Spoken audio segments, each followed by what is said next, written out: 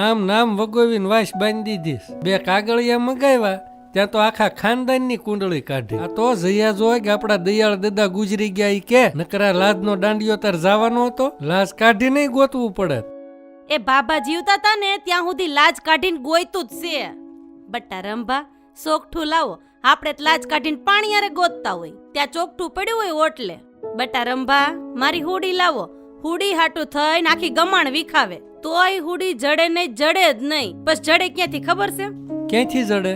માઢમાંથી હાલતા જાય ને હુડી માઢ માથે મૂકતા જાય, પછી ન્યાથી જ મળે ને. બરોબર છે, હુડી માઢમાં જ મુકાય અને ન્યા જ મૂકવી જોઈએ. નકામું કોક છોકરું રમત્યા સડ્યું હોય ને હાથમાં લે તો આંગળી બટ દઈને બટકી જાય. એ હું એમ જ કઉ છું, રોજ માઢમાં જ ગુટતા હોય તો એક દી ગમાણમાં એક દી ડંકીને પાડીએ. એક વખત તો ઉકેડો ફેરવતા ખીચામાં જ પડી ગઈ, ત્યાં આખી ઉથરેટી ફેરવાવી અને જઈડી ક્યાંથી ખબર છે? ગાડાના સિક્કામાંથી. આવા ભૂલકણા હતા આપણા દાદા. એટલે છે ને દીદી, તમારા ખાનદાનની કુંડળીઓ કાઢવી જ પડે. આ મને કઈ શોખ નથી થતો. એ ગુજરી ગયા એને તો હવે હંખ લેવા દે. અને આ હુડી જોઈતી હોય ને મારા ગઢા હારા હાટું તો લેતી જાય છે. હજી માઢમાં જ પડીશ.